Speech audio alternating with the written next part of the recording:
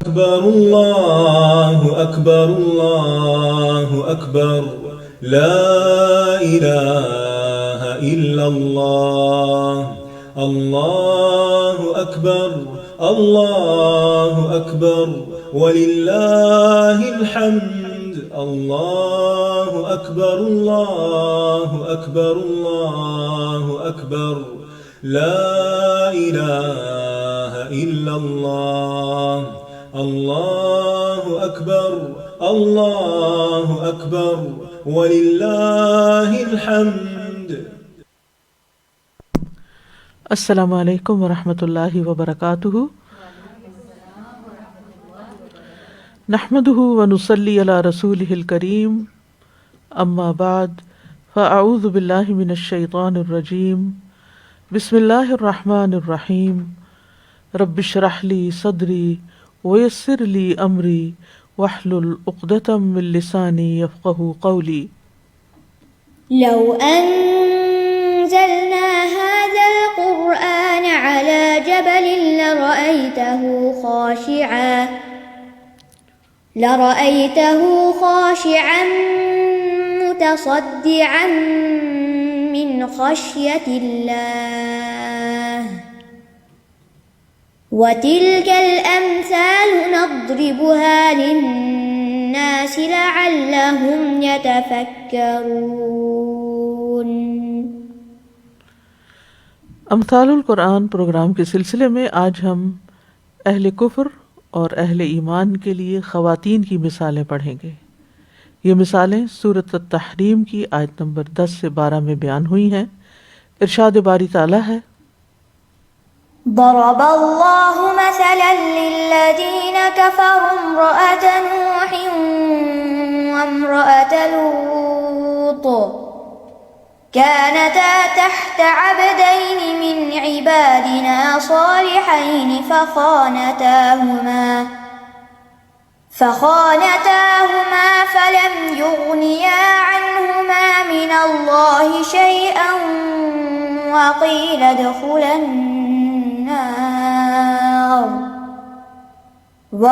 ادخلا النار مع الداخلين.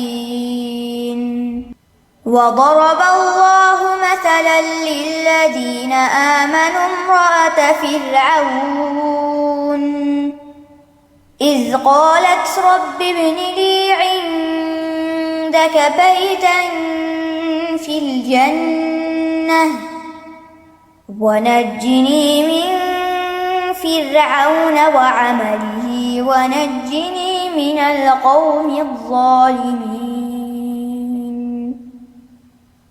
ومريم ابنة عمران التي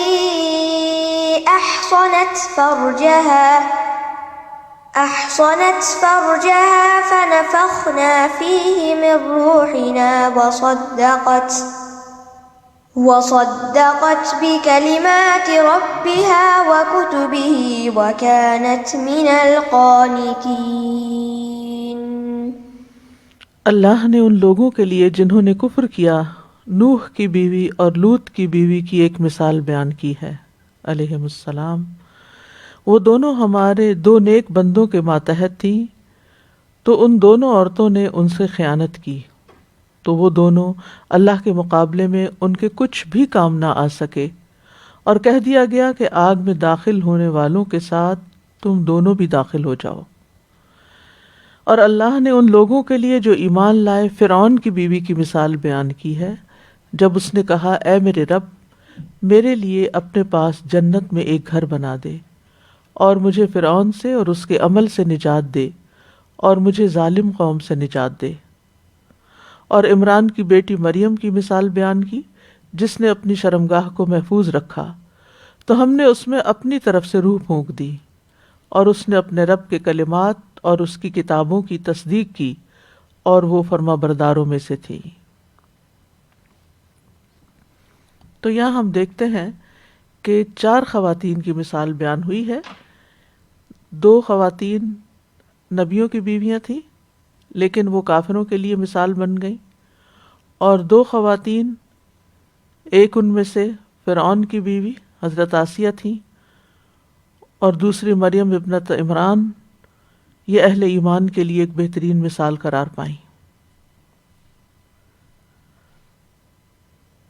یہ مثالیں چونکہ سورۃ التحریم کے شروع میں آئی ہیں، یہ مثالیں سورۃ التحریم میں آئی ہیں۔ اس سورت کے آغاز میں نبی صلی اللہ علیہ وسلم پر عتاب کیا گیا کہ جس چیز کو اللہ نے آپ کے لیے حلال کیا اسے اپنی ازواج کی خوشی کی خاطر آپ حرام کیوں کر رہے ہیں۔ اس کے بعد اللہ سبحانہ وتعالیٰ نے اہل ایمان کو حکم دیا کہ وہ اپنے آپ کو اور اپنے گھر والوں کو آگ سے بچائیں، اور یہ اس صورت میں ہی ممکن ہے جب وہ اللہ اور اس کے رسول کے احکامات پر عمل کریں۔ اس کے ساتھ ساتھ خالص توبہ کا بھی حکم دیا گیا، اور پھر ایمان والوں سے خطاب کر کے اللہ تعالیٰ فرماتے ہیں یا ایھا الذین آمنوا توبوا الی اللہ توبۃ نصوحا عسیٰ ربکم ان یکفر عنکم سیئاتکم ویدخلکم جنات تجری من تحتها الانہار۔ اور ایک اور خاص بات یہ کہ نبی صلی اللہ علیہ وسلم کے گھرانے میں آپ صلی اللہ علیہ وسلم نے اپنا ایک راز اپنی ایک بیوی سے شیئر کیا تھا، جس نے اسے آگے دوسری کو بتا دیا۔ تو اس کانٹیکس میں بھی یہ مثالیں ایک اہم معاملہ رکھتی ہیں، یا ایک اہم مثال ہیں کہ کس طرح اللہ سبحانہ وتعالیٰ کے ہاں اصل قدر و قیمت ایمان کی ہے، عمل صالح کی ہے، اچھے کردار کی ہے، چاہے وہ کسی کا بھی ہو اور کہیں بھی ہو، ورنہ ان چیزوں کے بغیر اگر کوئی پیغمبر کے گھر میں بھی ہے تو وہ چیز اس کو فائدہ نہیں دیتی جب تک کہ ایمان اور عمل صالح نہ ہو۔ کسی کافر کو مومن کا قرب فائدہ نہیں دیتا، کسی بد عمل کو عمل صالح والے کا عمل فائدہ نہیں دیتا، ہر ایک کو اپنے لیے خود کچھ کرنا ہے۔ تو آئیے دیکھتے ہیں پہلی مثال کو۔ ضرب اللہ مثلا للذین کفروا امرأۃ نوح وامرأۃ لوط۔ اللہ نے بیان کیا مثلا ایک مثال کو، یعنی اس طرح بیان کیا کہ جس سے بات واضح ہو جائے، اور وہ بات کیا ہے؟ للذین کفروا، سب سے پہلے کفر کرنے والوں کے لیے یہ مثال ہے۔ کس کی مثال؟ امرأۃ نوح وامرأۃ لوط، نوح علیہ السلام کی بیوی کی اور لوط علیہ السلام کی بیوی کی، یعنی ان دونوں خواتین کو کافر لوگوں کی مثال کے طور پر ذکر کیا گیا ہے۔ کتب تفاسیر میں ان خواتین کے نام بھی آتے ہیں، لیکن صحیح سند سے کوئی بات ثابت نہیں ہے کہ ان کا اصل نام کیا تھا، اور اس سے غرض بھی نہیں ہے، یہی تعارف کافی ہے کہ وہ انبیاء کی بیویاں تھیں۔ کانتا، وہ دونوں تھیں، تحت عبدین من عبادنا صالحین، ہمارے دو نیک بندوں کی زوجیت میں۔ یعنی تحت سے مراد یہاں کیا ہے؟ تحت سے مراد ان کی زوجیت میں ہونا، ان کی بیوی ہونا ہے، کیونکہ ان کی عصمت و عزت اور حفاظت جو تھی وہ ان انبیاء کے ذمہ تھی۔ یعنی سب لوگوں سے زیادہ ان کا تعلق اپنے شوہروں کے ساتھ تھا، اور وہ دونوں نبی تھے، وہ ان کے ساتھ رہتی تھی، وہ ہر چیز ان کے ساتھ شیئر کرتی تھی۔ یعنی ان کا اللہ کے دو عظیم پیغمبروں کے ساتھ ایک قریبی تعلق تھا۔ ہم جانتے ہیں کہ بیوی تمام رشتوں میں شوہر سے زیادہ قریب ہوتی ہے، ان دونوں کے درمیان کوئی حجاب نہیں ہوتا، دونوں اپنی زندگی کے زیادہ حصے کو ایک دوسرے کے ساتھ شیئر کرتے ہیں، اپنی زندگی کے بہت سی خوشیاں اور غم ایک دوسرے کے ساتھ شیئر کرتے ہیں، دونوں ساتھ مل کے چلتے ہیں اور ایک خاندان کو پروان چڑھاتے ہیں۔ لہٰذا قریب ترین رشتوں سے مثال بیان کی گئی ہے تاکہ بات سمجھ میں آئے۔ اور عبدین تثنیہ کا صیغہ ہے، عبد سے، اور عبد اگر ہم دیکھیں تو 4 معنی میں استعمال ہوتا ہے۔ ایک عبد بمعنی غلام کے، جس کو انسان خریدتا اور فروخت کرتا ہے، العبد بالعبد، جس غلام کے بدلے غلام، عبدن مملوکن ہم پیچھے مثال میں پڑھ چکے ہیں۔ دوسرا عبد بمعنی ایجاد کے، یعنی وہ بندے جنہیں اللہ نے پیدا کیا، ایجاد کیا ہے۔ اس معنی میں عبودیت اللہ کے ساتھ مختص ہے، کسی دوسرے کی طرف نسبت جائز نہیں ہے۔ سورۃ مریم میں آتا ہے ان کل من فی السماوات والارض الا آتی الرحمن عبدا، تمام شخص جو آسمان اور زمین میں ہیں رحمان کے روبرو بندے بن کر آئیں گے۔ تو یہ اسی معنی کی طرف اشارہ ہے، یعنی اللہ نے، یعنی سارے ہم سب، جسے سمپل ورڈز میں کہتے ہیں نا، ہم سب اللہ کے بندے ہیں، تو اس معنی میں۔ تیسرا ہے عبد بمعنی عبودیت کے، یعنی عبد وہ ہے، حقیقی عبد وہ ہے، یا عباد الرحمن وہ ہیں کہ جو اللہ تعالیٰ کی عبادت کر کے، اللہ تعالیٰ کے احکامات پر عمل کر کے عبودیت کا درجہ حاصل کر لیتے ہیں۔ اور یہ درجہ جو ہے، عبودیت کا مقام جو ہے، یہ اس کی دو قسمیں ہوتی ہیں۔ ایک وہ جو اللہ کے مخلص بندے بن جاتے ہیں، جیسے قرآن مجید میں آتا ہے وَاذْكُرْ عَبْدَنَا ایوب، نوح علیہ السلام کے بارے میں آتا ہے اِنَّهُ كَانَ عَبْدًا شَكُورًا، پھر آتا ہے إِلَّا عِبَادَكَ مِنْهُمُ الْمُخْلَصِينَ فَوَجَدَ عَبْدًا مِنْ عِبَادِنَا۔ تو یہ وہ بندے ہیں جو اللہ کے مخلص بندے ہیں، خالص بندے ہیں، قریبی بندے ہیں۔ دوسرے جو دنیا کے بندے ہیں، مادی اشیاء کے بندے ہیں، مال و دولت کے بندے ہیں، ان کے غلام ہیں، جو دنیا کی پرستش میں لگے رہتے ہیں، دنیا کی طرف مائل رہتے ہیں، جن کے بارے میں نبی صلی اللہ علیہ وسلم نے فرمایا تعس عبد الدرہم تعس عبد الدینار، درہم و دینار کا بندہ ہلاک ہوا۔ تو اس سے یہ پتہ چلتا ہے کہ ہر انسان اللہ کا حقیقی معنوں میں بندہ نہیں ہے، کیونکہ وہ ہر شخص مخلص نہیں ہے، لیکن اصل عبد وہ ہے جو عابد ہے، جو عبادت گزار ہے۔ لیکن عبد جو ہے یہ عابد سے زیادہ بلیغ ہے۔ تو اس معنی میں تو سب اللہ کے بندے ہیں کہ اللہ نے ان کو پیدا کیا ہے، لیکن اللہ کے اصل بندے وہی ہیں جو اللہ کے اطاعت گزار ہیں، عبادت گزار ہیں۔ اور یہ دو عبدین کون تھے، اور یہ اب کون سے بندے ہوئے ان سارے بندوں میں سے؟ جو مخلص ہیں، خالص ہیں، حقیقی بندے ہیں۔ صالحین، صالح، درست۔ یہ صالح جو تھا فساد کا اپوزٹ ہوتا ہے، کبھی اس کے مقابل استعمال ہوتا ہے اور کبھی اچھے کے معنوں میں استعمال ہوتا ہے، نیک کے معنوں میں۔ تو یہاں نیک کے معنوں میں استعمال ہو رہا ہے کہ وہ دونوں بڑے نیک بندے تھے۔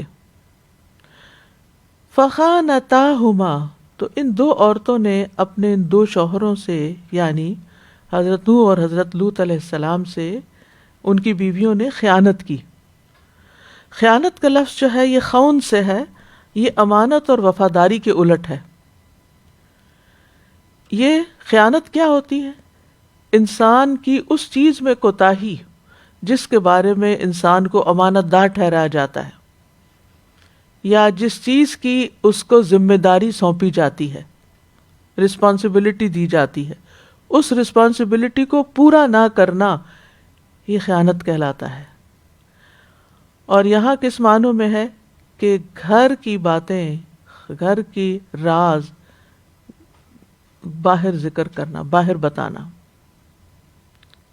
گھر کی وہ باتیں، گھر کی وہ خاص باتیں جو شوہر بیوی کے درمیان ہوتی ہیں، یا پھر گھر کے معاملات ہوتے ہیں، یا راز ہوتے ہیں، ان کو آؤٹ کرنا، باہر لے جانا، دوسروں تک بتانا۔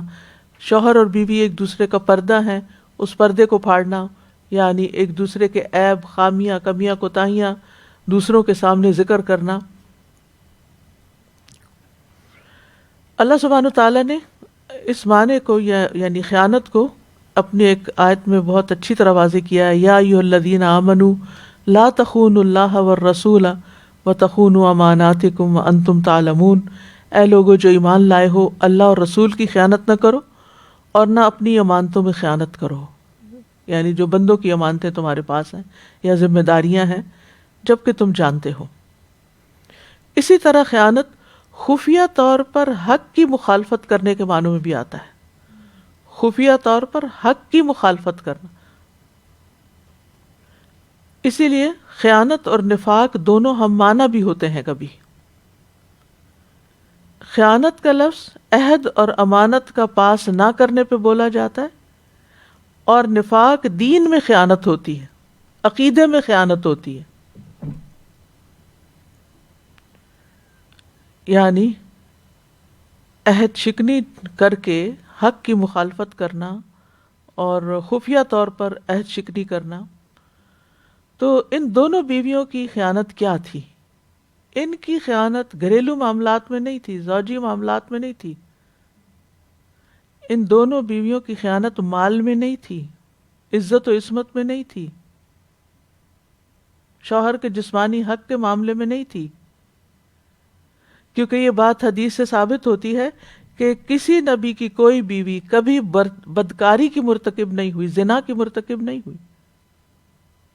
یعنی شادی شدہ عورت کا زنا کرنا بھی شوہر سے خیانت ہے۔ اور نیک بیویوں کی یا نیک عورتوں کی جو صفت قرآن مجید میں بیان ہوئی ہے وہ کیا ہے؟ فالصالحات قانتات حافظات للغیب بما حفظ اللہ، تو اس میں اپنی عزت و عصمت کی حفاظت بھی آ جاتی ہے۔ تو یہاں ان دونوں بیویوں کی خیانت پھر کیا تھی؟ وہ تھی ایمان کے تقاضوں کی خیانت۔ یہ وہ خیانت تھی جو ایک منافق کرتا ہے۔ یعنی منافق کیا کرتا ہے؟ 4 باتیں جس میں وہ پکا منافق ہے: بات کرے تو جھوٹ بولے، عہد کرے تو پورا نہ کرے، امانت رکھی جائے تو خیانت کرے، اور جھگڑے تو گالی دے۔ ایک اور روایت میں آتا ہے، یعنی اسی روایت میں آتا ہے۔ اور اس میں آپ دیکھیے کہ یہاں پر یہ اپنے اس عہد کی بھی خفیہ طور پر عہد شکنی کر رہی ہیں جو ایک انسان ایمان لا کر اللہ تعالیٰ سے باندھتا ہے، یا پھر شادی کرنے کے بعد ایک شوہر کے ساتھ ایک مل جل کے زندگی بسر کرنے کا جو ایک عہد ہوتا ہے۔ اور پھر یہ کہ ایمان کے جو تقاضے تھے ایک پیغمبر کی بیوی ہونے کی حیثیت سے، یعنی وہ اس میں خیانت تھی۔ ان کا فرض کیا بنتا تھا کہ یہ شوہر کی ذمہ داریوں میں ان کے لیے مددگار بنے، ان کے لیے سپورٹ بنے، ان کا ساتھ دیں، کیونکہ والمؤمنون والمؤمنات بعضهم اولیاء بعض یأمرون بالمعروف وینہون عن المنکر۔ مومن مرد اور مومن عورتیں ایک دوسرے کے مددگار ہوتے ہیں، وہ نیکی کا حکم دیتے ہیں، برائی سے روکتے ہیں۔ لیکن انہوں نے خیانت کی اپنے شوہروں سے، یعنی کہ نوح علیہ السلام کی بیوی نے بھی خیانت کی، لوط علیہ السلام کی بیوی نے بھی خیانت کی۔ اور وہ کیا تھی کہ انہوں نے اپنی راہ الگ نکال لی۔ یہ اپنے شوہر کے اس ذمہ داری اور اس کے تقاضوں کے ساتھ پوری طرح ہم آہنگ نہیں تھی، اس سے متفق نہیں تھی۔ ان کی وفاداریاں اپنی قوم کے ساتھ تھیں جو پیغمبر کا انکار کرتی تھی، یعنی اہل ایمان کے ساتھ وفاداری ہونے کی بجائے ان کی وفاداری کافر قوم کے ساتھ تھی۔ یہ دونوں منافق تھیں، سمپل ورڈز میں آپ یوں کہہ سکتے ہیں۔ بظاہر ایمان کا اظہار کرتی تھی لیکن دل میں کفر چھپاتی تھی۔ یہ ان دونوں کی خیانت تھی۔ ابن عباس کہتے ہیں کہ کسی عورت نے کسی نبی پر سرکشی نہیں کی، بلکہ ان دونوں کی خیانت دین میں تھی، ظاہری طور پر فرما بردار تھی، یعنی بظاہر جی بالکل جی بالکل جی ہاں جی ہاں، لیکن اندر سے وہی کرتی تھی جو مرضی ہوتی تھی۔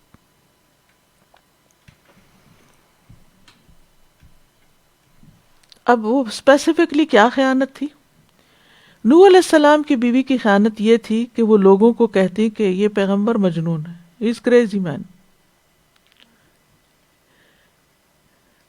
جب کوئی نوح علیہ السلام پر ایمان لاتا تو وہ وقت کے جابر حکمران کو بتا دیتی کہ فلاں ایمان لے آیا ہے، وہ ہمارے گھر آیا تھا، وہ بھی ہمارے ساتھ مل گیا ہے، یعنی ایک طرح سے گھر کی جاسوسی کرتی۔ وہ کہتے ہیں نا گھر کا بھیدی لنکا ڈھائے، تو وہ بجائے اس کے کہ اپنے شوہر کو سپورٹ کرتی، وہ غیروں کو سپورٹ کر رہی تھی، کفار کو سپورٹ کر رہی تھی، کافر قوم کا ساتھ دیتی تھی۔ ابن عباس سے ایک اور روایت میں آتا ہے ان دونوں کی خیانت یہ تھی کہ نوح علیہ السلام کی بیوی ان کے راز افشا کرتی تھی۔ جب کوئی شخص نوح علیہ السلام پر ایمان لے آتا تو نوح علیہ السلام کی ظالم قوم کو اس بات کی خبر دے دیتی۔ اور جہاں تک لوط علیہ السلام کی بیوی کا تعلق ہے تو لوط علیہ السلام جب کسی کو اپنے ہاں مہمان ٹھہراتے تو وہ شہر کے لوگوں میں اس کی خبر دے دیتی تاکہ وہ بدعملی کرنا چاہیں ان کے ساتھ تو کر لیں۔ اور باقی بھی تفصیلات آتی ہیں کہ وہ گھر میں آگ جلا دیتی جس سے دھواں نکلنے لگتا، جس سے لوگوں کو پتہ چل جاتا کہ ان کے گھر میں کوئی مہمان آئے ہیں، اور پھر وہ چڑھ دوڑتے، اور وہ جیسے وہ فرشتے آئے تھے اور انہوں نے ہی خبر دی تھی کہ گھر میں نوجوان لڑکے آئے ہیں، جس کی وجہ سے قوم کے لوگ ان کے گھر پہ چڑھ دوڑے تاکہ وہ ان فرشتوں کے ساتھ جو بہت خوبصورت نوجوان تھے بدعملی کر سکیں۔ اب اس خیانت کا نتیجہ کیا ہوا؟ فَلَمْ يُغْنِيَا عَنْهُمَا مِنَ اللَّهِ شَيْئًا، تو وہ دونوں نبی اپنی بیویوں کو اللہ سے بچانے میں کام نہ آ سکے۔ چاہے وہ نبی تھے، ان کا بڑا مقام تھا، لیکن چونکہ بیویوں کے اندر خیانت تھی لہٰذا وہ بچا نہیں سکے، ان کو فائدہ نہیں دے سکے، کام نہ آ سکے۔ وَقِيلَ ادْخُلَا النَّارَ مَعَ الدَّاخِلِينَ، دونوں سے کہہ دیا گیا کہ آگ میں جانے والوں کے ساتھ تم بھی آگ میں چلی جاؤ، یعنی ان کے اعمال کا جو انجام تھا وہ بہت برا ہوا۔ نبی کی بیوی ہوتے ہوئے بھی عذاب سے نہ بچ سکی۔ نبیوں کے اندر یہ قوت نہ تھی کہ وہ اپنی بیویوں سے عذاب کو ہٹا سکتے۔ بیوی اور شوہر کا رشتہ کیسا بھی ہو، بہرحال دونوں کے درمیان کچھ نہ کچھ اقدار یعنی ایک دوسرے سے ہم آہنگی ہوتی ہے، کچھ اقدار ملتی جلتی ہوتی ہیں، کچھ انٹرسٹ ایک جیسے ہوتے ہیں، ایک وقت ساتھ گزارا ہوتا ہے، ایک تعلق ہوتا ہے، اس کی بنا پر آخری عمر میں خاص طور پر دونوں ایک دوسرے کے لیے کچھ نہ کچھ سپورٹ بن جاتے ہیں، اختلافات بھول جاتے ہیں، کوئی بیمار ہو جائے، کوئی مصیبت میں پڑ جائے تو ساری پچھلی باتیں بھول کے انسان آگے بڑھ کر مدد کرتا ہے۔ لیکن یہاں پر جب یہ مصیبت میں پڑی تو شوہر کام نہیں آ سکے۔ تو اس سے کیا پتہ چلتا ہے کہ کسی کا رشتہ دار کتنا بھی اس کے قریب ہو، کتنا بھی یعنی شوہر بیوی سے زیادہ کون سا رشتہ ایک دوسرے کے قریب ہو سکتا ہے، کتنا بھی قریب ہو، لیکن اس کی نیکیاں گناہگار کو، بدکار کو کام نہیں آ سکتی۔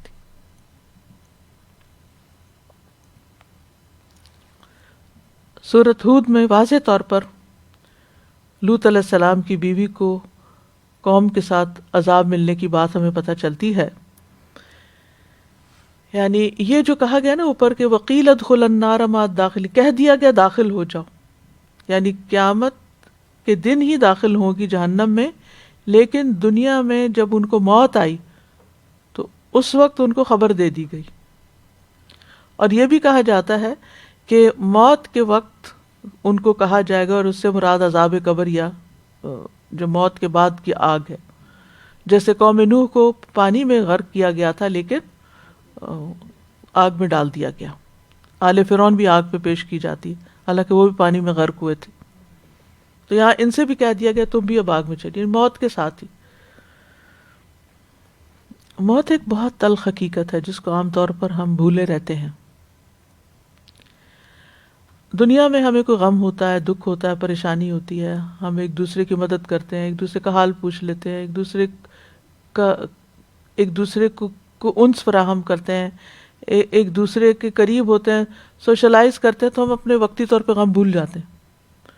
یعنی انسان کو انسانوں کی کمپنی جو ہے وہ بہت سے طریقوں سے فائدہ دیتی ہے۔ یعنی سوشلائزنگ جو ہے نا وہ انسان کی ضرورت ہے، وہ یہ کہتے بھی ہیں نا مین از اے سوشل اینیمل۔ لیکن انسان ہمیشہ یاد رکھے کہ موت کے ساتھ ہی انسان تنہا ہو جائے گا۔ تنہائی سے دل لگانا سیکھنا چاہیے۔ اگر زندگی میں کبھی بھی لونلینس فیل ہو، کیونکہ بعض اوقات انسان بہت سے لوگوں کے اندر رہتے ہوئے بھی لونلی ہوتا ہے کیونکہ کوئی اس کی بات سمجھتا نہیں، کوئی اس کی تکلیف کو نہیں سمجھتا، کوئی اس کے مسئلے کو نہیں سمجھتا، یا ذہنی ہم آہنگی نہیں ہوتی. اور شوہر ایمان والا اور بیوی نفاق پہ، کیا ذہنی ہم آہنگی ہوگی، کیا تعاون ہوگا؟ اگر وقتی طور پہ باتوں سے کوئی دل بہلا بھی دیا تو وہ جیسے کہتے ہیں نا سول میٹ ہونے والی بات تو نہیں نا. یعنی یہ بات خصوصی طور پر وہاں ہوتی ہے جب شوہر اور بیوی کے درمیان نظریاتی فرق ہوتا ہے، دین کا فرق ہوتا ہے، عمل کا فرق ہوتا ہے، دونوں کی ذہنی تفاوت ہوتا ہے، ذہن دونوں کے الگ الگ طریقے سے سوچتے ہیں. ایک آخرت کے لیے سوچ رہا ہے، ایک دنیا کے لیے سوچ رہا ہے، کتنا بڑا فرق ہو جائے گا. ظاہر ہے جو آخرت کے لیے سوچتا ہے وہ اپنے مال میں، اپنے وقت میں، اپنی جان میں، اپنی محنت، ہر چیز میں یہ مد نظر رکھے گا کہ یہ چیز میری آخرت مجھے کیسے فائدہ دے گی. اور جو دنیا کے لیے سوچتا ہے وہ بالکل اس کے الٹ سوچے گا، وہ دوسرے کو بے وقوف سمجھے گا، ہر وقت کی لڑائی ڈالے رکھے گا. تو دنیا کی جدائی، دنیا کی تنہائی کوئی تنہائی نہیں ہے. یعنی یہ جو لونلی نیس ہے نا، یہ آج کی دنیا میں بہت بڑا مسئلہ ہے. کچھ لوگ تو واقعی فزیکلی لونلی ہوتے ہیں کیونکہ بچے ساتھ چھوڑ جاتے ہیں، یا شادی نہیں ہوتی، یا ویسے ہی خاندان کوئی نہیں ہے، حرام کے بچے ہیں، کوئی کسی نے اون ہی نہیں کیا، کہاں ہومز میں پلے، کہاں لوگوں کے پاس پلے، کہیں ان کو چھوڑ کے چلے گئے. طرح طرح کی تنہائیاں ہیں. لیکن یہ تنہائیاں کچھ نہیں، کوئی حقیقت نہیں رکھتی زیادہ، کیونکہ پھر بھی انسان تنہا ہوتے ہوئے بھی کہیں نہ کہیں کسی سے ملاقات کر لیتا ہے، کسی کے پاس بیٹھ جاتا ہے، کسی کو کال کر لیتا ہے، کسی کے ساتھ چیٹ کر لیتا ہے، کسی نہ کسی طرح کوئی ٹی وی پہ کچھ دیکھ لیتا ہے تو وقتی طور پہ ان سے کنیکٹ کر لیتا ہے اپنے آپ کو. یعنی کوئی کچھ نہ کچھ ان کو حرکت زندگی کی نظر آتی رہتی ہے دائیں بائیں. بالکل تنہائی نہیں ہے. لیکن ہر انسان اپنے آپ کو تنہائی کے لیے تیار کر لے، کیونکہ موت اس کو سب سے بڑی تنہائی دینے والی ہے. قبر اس کے لیے تنہائی کا مقام ہے. کوئی ساتھ نہیں ہوگا، کوئی کام نہیں آئے گا، کوئی فائدہ نہیں دے گا. اور پھر موت کے بعد جب قیامت کے دن اٹھیں گے، کون کس کو پوچھے گا؟ کوئی کسی کو نہیں پوچھے گا. ہر ایک کو اپنی پڑی ہوگی، کوئی کسی کے کام نہیں آئے گا. فَلَمْ يُغْنِيَ عَنْهُمَا مِنَ اللَّهِ شَيْئًا. اب صرف وہ لوگ الٹیمیٹلی ملیں گے جو ایمان پر ہوں گے، باقی سب ہمیشہ کے لیے جدا ہو جائیں گے. بس یہ 4 دن کا وقت ہے، اچھے سے گزار لیں لوگوں کے ساتھ. کوئی پتہ نہیں کہ کل کس کے ساتھ دوبارہ ملنا نصیب ہوتا ہے یا نہیں ہوتا. اپنا نہیں پتا کسی کو کہ ہمارا انجام کیا، دوسرے کا کیا خبر. اگر دونوں اللہ کی خاطر محبت کرتے ہیں تو عرش کا سایہ نصیب ہو اور وہاں ہو سکتا ملاقات ہو جائے. لیکن وہاں بھی جب تک جنت میں پہنچ نہیں جاتے تو ایک فکر تو لاحق ہوگی نا کہ آگے ابھی قنطرہ بھی ہے جہاں حساب کتاب ایک اور ہے.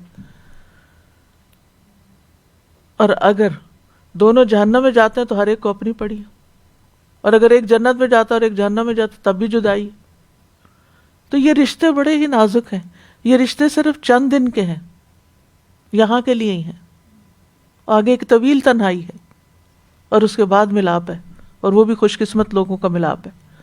اس لیے انسانوں کی قدر بھی کرنی چاہیے اور اس وقت کو لوگوں کے ساتھ اچھے سلوک سے گزارنا بھی چاہیے.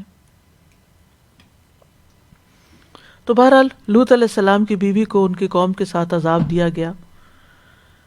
سورۃ ہود میں آتا ہے قالوا یا لوط انا رسل ربک لن يصلوا الیک فاسر باہلک بقطع من اللیل ولا یلتفت منکم احد الا امرأتک انہ مصیبها ما اصابہم ان موعدہم الصبح الیس الصبح بقریب. انہوں نے کہا اے لوط، بے شک ہم تمہارے رب کے بھیجے ہوئے فرشتے ہیں، وہ ہرگز تم تک نہیں پہنچ سکیں گے. بس تم رات کے ایک حصے میں اپنے گھر والوں کو نکال لے جاؤ اور تم میں سے کوئی ایک بھی پیچھے پلٹ کے نہ دیکھے سوائے تمہاری بیوی کے. بے شک اسے وہی عذاب پہنچنے والا ہے جو انہیں پہنچے گا. کیونکہ اصل تعلق دل کا ہوتا ہے نا، اصل ہمدردیاں دل سے وہ قوم کی ہمدردی، لہٰذا جو قوم کو پہنچے گا وہی اس کو پہنچے گا. بے شک ان کے وعدے کا وقت صبح کا ہے. کیا صبح قریب نہیں؟ بس تھوڑا سا وقت باقی ہے، اپنے مقرر وقت پر عذاب آ جائے گا. تو اس مثال کو اس لیے بیان کیا گیا ہے کہ کافر اس سے عبرت پکڑیں، اپنی جہالت سے نکل آئیں،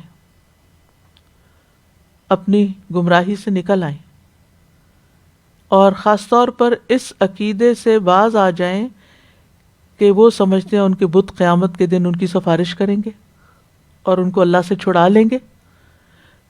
انبیاء اپنی بیویوں کو نہیں چھڑا سکے تو یہ بت تمہیں کہاں سے چھڑا سکیں گے؟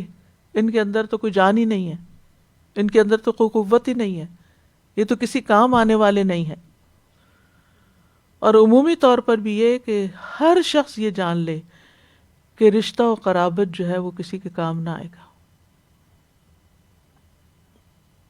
یہ بتانے وہم و گماں ہے.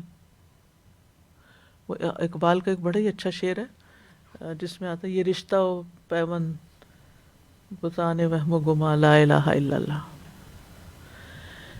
جس میں کہتے ہیں کہ یہ جتنے بھی رشتے ہیں اور یہ جو تعلقات ہیں اور یہ ساری جو دنیا کا مال و متاع ہے، یہ مال و دولت دنیا، یہ رشتہ و پیوند جی بتانے وہم و گماں لا الہ الا اللہ.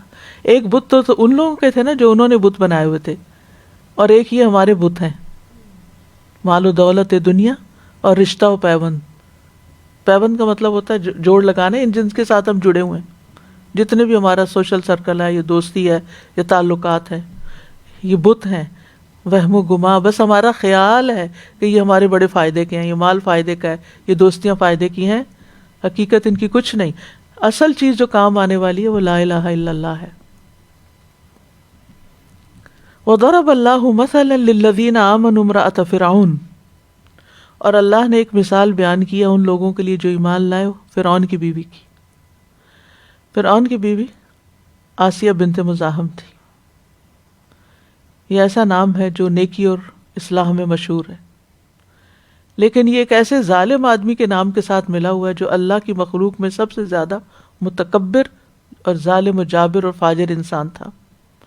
موسیٰ علیہ السلام کی زندگی میں مصر کا حاکم تھا. موسیٰ علیہ السلام کو ان کی طرف بھی نبی بنا کر بھیجا گیا، یعنی فرعون اور اس کی قوم کی طرف، اور وہ بنی اسرائیل کی طرف بھی نبی تھے، اسی لیے ان کو نبی رسولہ کہا جاتا ہے.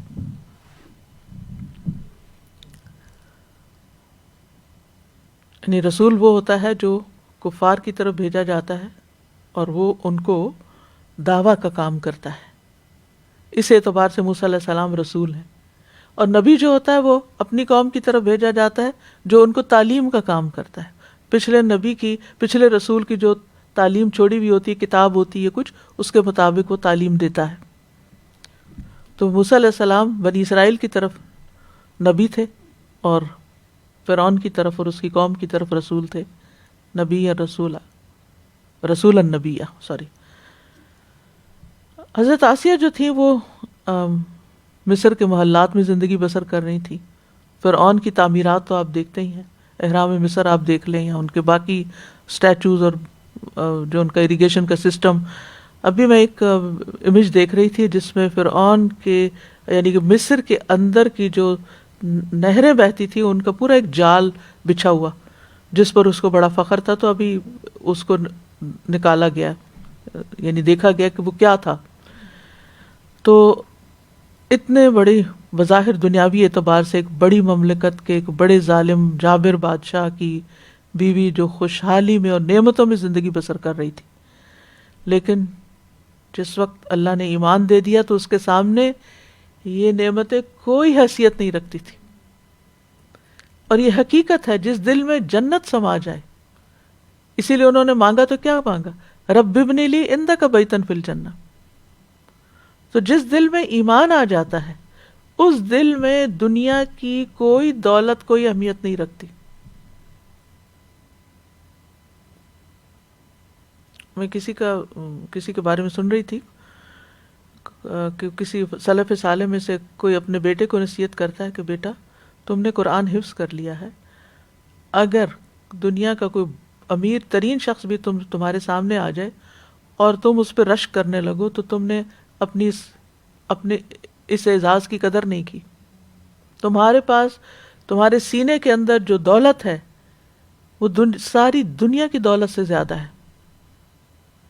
ایمان کی جو دولت ہے، ایمان انسان کو کہاں سے کہاں پہنچا دیتا ہے اور جہنم کی کھائیوں سے نکال کر جنت کے اعلیٰ درجات تک لے جاتا ہے. تو یہ جو ایمان کی دولت ہے یہ سب سے بڑی دولت ہے. قرآن کی دولت سب سے بڑی دولت، ہوا خیر مما یجمعون.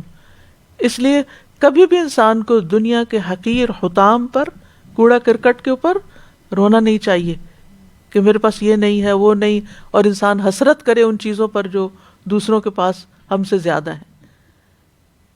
اور یہ چیز انسان کو سیٹسفیکشن دیتی ہے کہ جو میرے پاس ہے، کیونکہ جب سینس آف اچیومنٹ ہوتی ہے میرے پاس بہت کچھ ہے تو انسان کا دل غنی ہو جاتا ہے.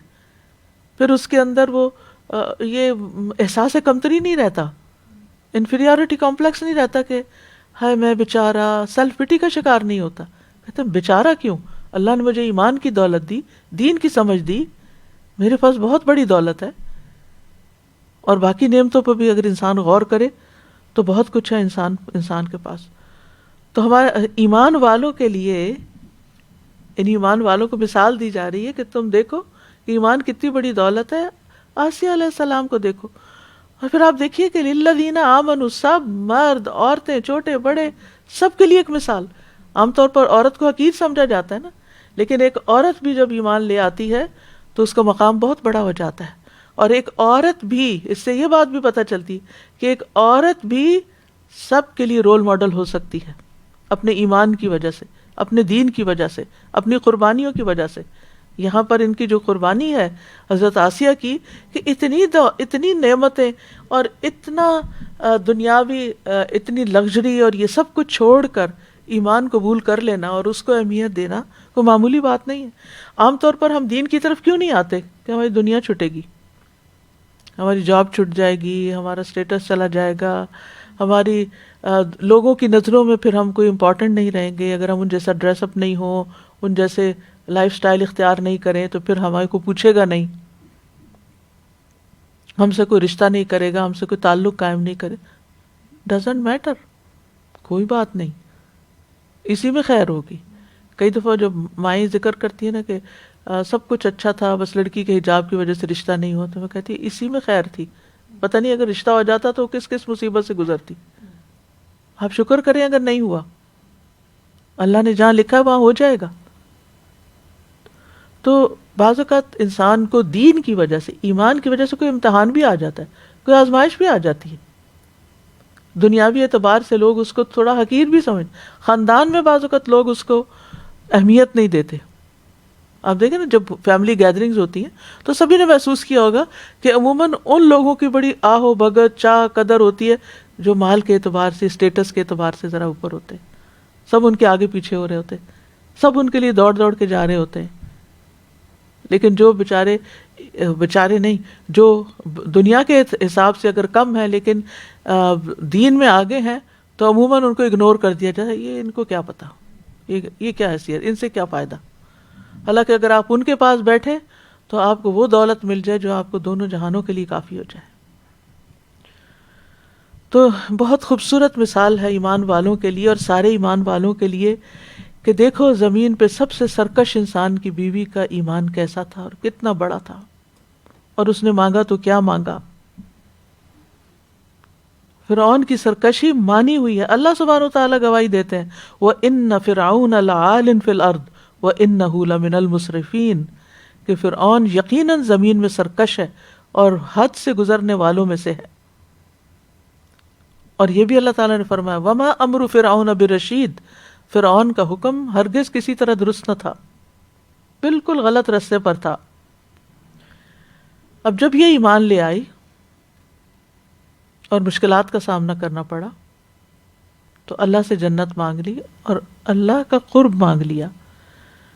اذ قالت رب ابن لی عندک بیتا فی الجنہ، جب کہنے لگی اے میرے رب میرے لیے اپنے پاس جنت میں گھر بنا دے، اپنے پاس پہلے. ابن کثیر کہتے ہیں ثابت بنانی کے ریفرنس سے کہ فرعون کے بارے میں کہا جاتا ہے وَفِرْعَوْنَ ذِی الْأَوْتَادِ، فرعون جو میخوں والا تھا، اس وجہ سے کہا جاتا ہے کہ اس نے اپنی بیوی کے لیے 4 میخیں گاڑ دی. کہتے اس کو دھوپ میں لٹا کے اس کے 2 ہاتھ اور 2 پاؤں، ان دونوں پر کیل ٹھونکے زمین میں جکڑ دیا اور پشت پہ یعنی الٹا لٹایا اور پیٹھ پہ بھاری پتھر کی چکی رکھ دی، حتیٰ کہ حضرت آسیہ فوت ہو گئی. یعنی جب منع کرتا ہوگا ایمان سے باز آ، جو نہیں باز آئیں کہ کسی قیمت پہ ایمان نہیں چھوڑوں گی. تو بالآخر یہ سزا دی. تو اسی سے فرعون ذل اوتاد، کیلوں والا یا میخوں والا فرعون. تو جب وہ شدید تکلیف میں تھی تو انہوں نے یہ دعا مانگی تھی، رب ابن لی عندک بیتا فی الجنہ. سلسلہ صحیحہ میں آتا ہے، ابو ہریرہ کہتے ہیں فرعون نے اپنی بیوی کے دونوں ہاتھوں اور دونوں پاؤں کے لیے 4 میخیں گاڑی. جب وہ فرعونی ان سے جدا ہوتے تو فرشتے ان پہ سایہ کر لیتے. انہوں نے دعا کی، رب ابن لی عندک بیتا فی الجنہ ونجنی من فرعون وعملہ ونجنی من القوم الظالمین. اے میرے رب، میرے لیے اپنے پاس جنت میں گھر بنا، مجھے فرعون اور اس کے عمل سے یعنی اس کے ظالمانہ فعل سے نجات دے، اور مجھے ظالم لوگوں سے جو فرعونی اس کے حکم کے تحت یہ سارے ظلم ڈھا رہے تھے ان پر، اللہ مجھے ان سے بھی چھٹکارا نصیب فرما. تو اللہ سبحانہ تعالیٰ نے جنت میں ان کے گھر سے پردہ ہٹا کر ان کو دکھا دیا. ابن جریر کہتے ہیں کہ فرعون کی بیوی کو دھوپ میں کھڑا کر کر کے ایذا دی جاتی. فرعون جب انہیں دھوپ میں کھڑا کر کے چلا جاتا تو پھر فرشتے اپنے پروں سے ان پہ سایہ کر دیتے اور وہ جنت میں اپنا گھر دیکھا کرتی. اسی طرح ابن جریر نے ایک اور روایت میں لکھا ہے کہ فرعون کی بیوی پوچھتی کہ کون غالب آیا ہے. انہیں بتایا جاتا موسیٰ اور ہارون غالب آئے ہیں. وہ کہتی میں موسیٰ اور ہارون کے رب پر ایمان لاتی ہوں. جب انہوں نے یہ کہا کہ میں ان پہ ایمان لاتی ہوں تو فرعون نے پیغام بھیجا، کیونکہ فرعون بہت بفرا ہوا تھا نا، کہ وہ ہار گیا تھا اتنے بڑے مقابلے میں. جتنا بڑا کسی کا تکبر ہوتا ہے، جو جتنا اوپر چڑھا ہوتا ہے، جب وہ گرتا ہے تو بڑی چوٹ لگتی ہے، اس کو زیادہ چوٹ لگتی ہے. جو ایک معمولی انسان ہوتا ہے وہ گرے پڑے بھی تو اس کو پتہ نہیں چلتا. تو فرعون کو اور زیادہ غصہ آ گیا. اس نے پیغام بھیجا کہ کوئی سب سے بڑی چٹان دیکھو اور آسیہ پہ گرا دو. اگر یہ اپنی بات سے باز آ گئی تو میری بیوی ہے. تو وہ کہاں باز آنے والی تھی؟ تو وہ کارندے جو قوم الظالمین تھی وہ بڑے بھاری پتھر کی چٹان لے آئے. تو انہوں نے آسمان کی طرف نظر اٹھائی، یعنی حضرت آسیہ نے، اور جنت میں اپنا گھر دیکھ لیا. اپنی بات پہ قائم رہیں. اسی حال میں ان کی روح پرواز کر گئی اور ان کے مردہ جسم پر وہ چٹان ڈال دی گئی. اور یہاں اس دعا کے اندر بڑی خوبصورتی ہے. علماء کہتے ہیں کہ فرعون کی بیوی نے گھر سے پہلے پڑوسی کو منتخب کیا. نیبرہڈ کیسا ہے؟ انہوں نے جنت بعد میں مانگی، اللہ کا قرب پہلے مانگا. رب ابن لی عندک بیتا فی الجنہ، عندک بیتا فی الجنہ، تیرے قریب ترین گھر چاہیے، تیرا قرب چاہیے. یہ ہوتی ہے محبت، کیونکہ جس سے محبت ہوتی ہے نا، انسان اس کے قریب رہنا چاہتا ہے. اور یہ پہلی نشانی ہوتی ہے، انسان اس کے قریب آتا ہے. یہ نہیں ہو سکتا کہ کوئی دور دور رہے اور کہ مجھے آپ سے بڑی محبت ہے. وہ کون مانے گا اس کو؟ کیونکہ اس محبت کے اندر اتنی کشش ہوتی ہے. تو جس کے اندر اللہ کی محبت ہے وہ بھی اللہ سبحانہ تعالیٰ کا قرب حاصل کرنے کے لیے تڑپے گا، اور خاص طور سے سجدوں سے اس کو محبت ہو جائے گی. سجدے سے سر اٹھانے کو دل نہیں چاہے گا، سجدے میں لذت آ جائے گی. نماز سے محبت ہو جائے گی، نماز بھاری نہیں لگے گی. فرصت کی نماز کو دل چاہے گا کہ دل لگا کے آرام سکون سے پڑھو. کیونکہ کچھ اوقات ہماری زندگیوں میں ایسے ہوتے ہیں نا، جب گھر والوں کے تقاضے ہوتے ہیں، کچھ اور کام ہوتے ہیں، ہری ہوتی ہے، رش ہوتا ہے، جتنا چاہیں آپ کنسنٹریٹ نہیں کر سکتے. لیکن الحمدللہ دن میں کوئی نہ کوئی وقت ایسا آ جاتا ہے جب سب لوگ اپنے کام میں مشغول ہیں، تو پھر آپ اپنے کام میں مشغول ہوں. وہ نماز جو پڑھیں تو پھر خوب دل لگا کے پڑھیں، خوب اچھے سے سجدہ کر کے، خوب انجوائے کر کر کے، جیسے کہتے ہیں نا مزہ لے لے کے. تو یہ بہت ضروری ہے. اور اس سے آپ اپنے دل کا جائزہ لے سکتے ہیں کہ آپ کے دل میں واقعی اللہ کی محبت کتنی ہے. جلدی جلدی نہ کیا کریں کہ جلدی سے سجدہ کروں، ٹھونگے مار کے اٹھ جاؤں. یہ منافق کی نماز ہوتی ہے جس کا دل اللہ کی طرف نہیں ہوتا. مومن کی نماز فرق ہوتی ہے.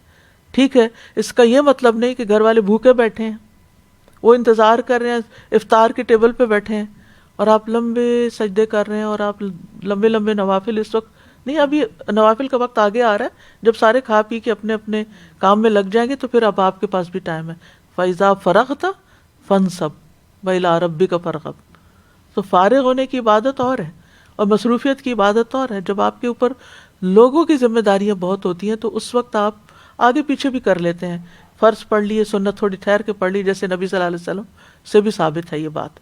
لیکن یہ نہیں کہ جب آپ کو فراغت بھی ہے، آپ کے پاس وقت بھی ہے، گھر میں بھی کوئی نہیں، آپ انجوائے کر کے نماز پڑھ سکتے ہیں، اس وقت بھی آپ جھٹ پر نماز پڑھ کے فون ساتھ رکھا ہوا ہے، بس آپ کا دھیان ادھر ہی ہے، ٹن بجی ہے، بیل بجی ہے، کیا ہوا ہے.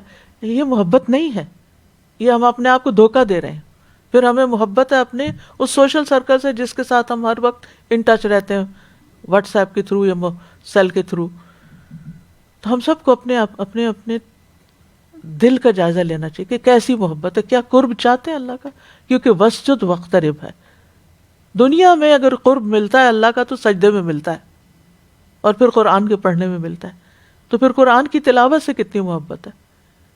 کیا اس کو پڑھتے ہوئے انجوائے کرتے ہیں، یا ورقے گنتے رہتے کتنا رہ گیا اور کتنا باقی ہے، ختم ہونے میں کتنا رہ گیا ہے، اتنے سپارے رہتے ہیں ابھی میرے، رمضان ختم ہونے والا ہے. نہیں، ایسے تھوڑی کہ بس ایک حاضری لگوانی ہے اور لوگوں کو بتانا ہے کہ ہم نے پورا قرآن کیا تھا، یہ 10 کیے تھے، یہ کتنے کیے.